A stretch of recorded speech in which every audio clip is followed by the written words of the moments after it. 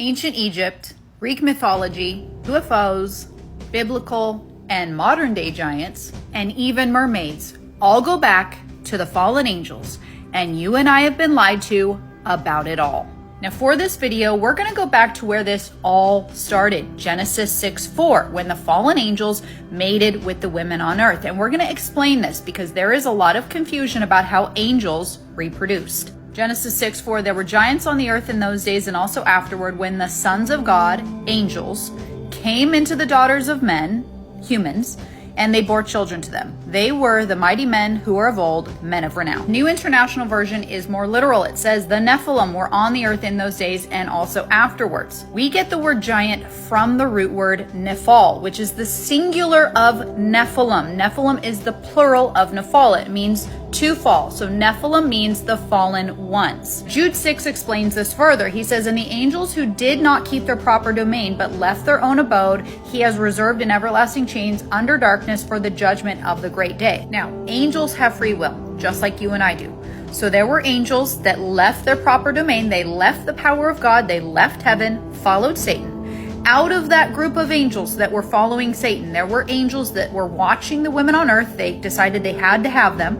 So those angels, out of the whole group, those angels left the spiritual realm, came down, took a physical form in our 3D dimension. They left their dimension, came into ours in physical form, and mated with the women on earth. Book of Enoch explains this even further. You being spiritual, holy, and possessing a life which is eternal, obviously talking about the sons of God, the angels, have polluted yourselves with women, have begotten in carnal blood, have lusted in the blood of men, and have done as those who are flesh and blood do. I know the top is a little cut off. This is talking about the giants. So this is the fallen angels' offspring.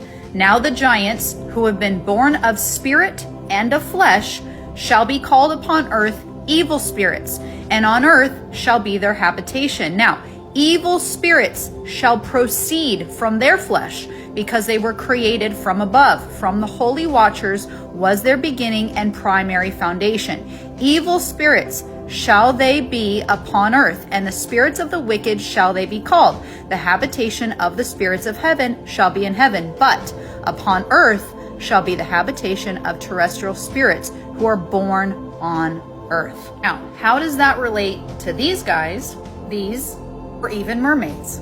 For this, we go to the book of Enoch, and we will get into UFOs here in a second. First, we have to establish what exactly was going on before the flood. And all the others together with them took unto themselves wives. This was not a mutual thing. Adam and Eve were perfect. They were the epitome of beauty. So their offspring were all beautiful human beings. So the women on earth at that time were absolutely gorgeous. So the fallen angels saw them, had to have them. They departed from their spiritual realm, came into the 3D realm, took physical form, and essentially raped the women, and the women gave birth to giants. Number 2, and they became pregnant, and they bare great giants, whose height was 3,000 ells, who consumed all the acquisitions of men. And when men could no longer sustain them, the giants turned against them and devoured mankind. This even plays into the giants we see today. This was in 2002. This is the Kandahar giant. I will do a video on this soon.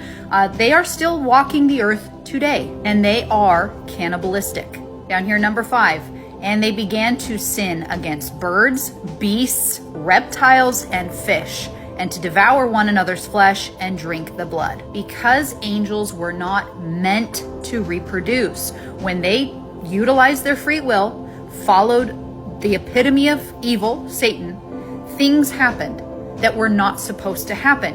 It corrupted mankind. It corrupted the lineage of creation. This is why we see things like this or this.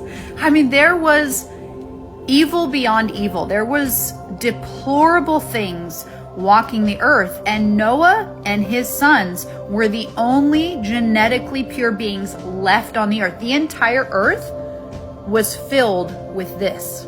Now, this is where it gets interesting. Stay with me. So back in Jude, we see the consequence to what happened to the angels, because our God is a just God. So the angels that decided to mate with the women, they were cast into chains. They were cast into hell. Now, Jews in Jesus' time commonly referred to demons as tamu nephal, which means dead nephal or dead Nephilim. Demons are the disembodied spirits of the dead Nephilim. When God flooded the entire earth, it wiped out all of the flesh. The spirits remained. God tells us that demonic spirits need a host. They are like parasites. They need a house to inhabit. They need a body to possess. Now we know after the flood, it did not take long at all before evil was on the rise again. Why? Because the spirits of the Nephilim still remained on earth. How this all played out after the flood, how giants walked the earth again, there is no clear answer to.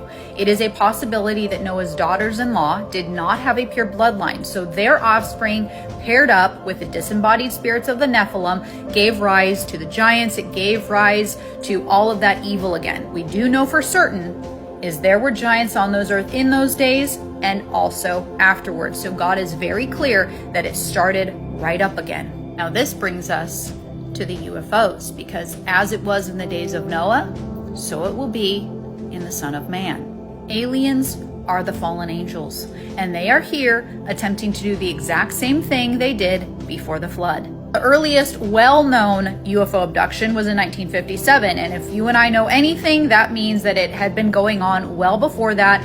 This is what they want us to know. Boas underwent what he described as medical examinations. He claimed to have had physical samples taken, hair, blood, and skin scrapings.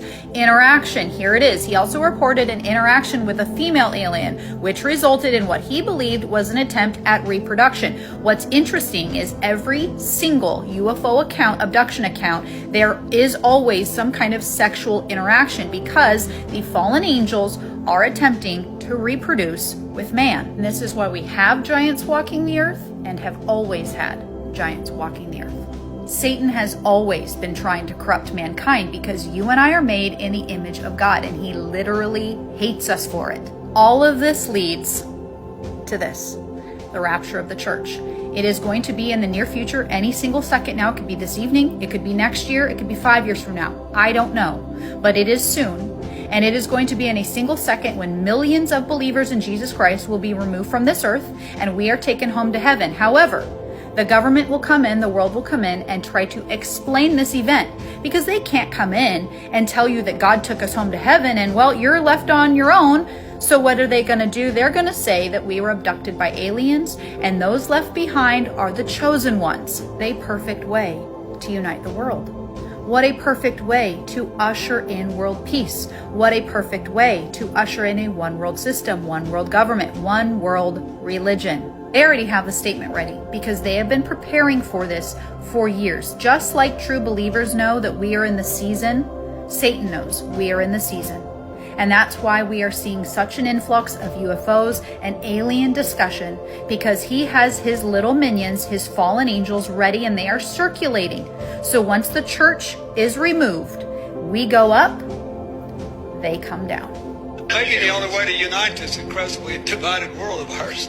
They're out there. We better think of how all the differences among people on earth would seem small if we felt threatened by a space invader. That's the whole theory of independence. You're right. Everybody gets together and makes nice.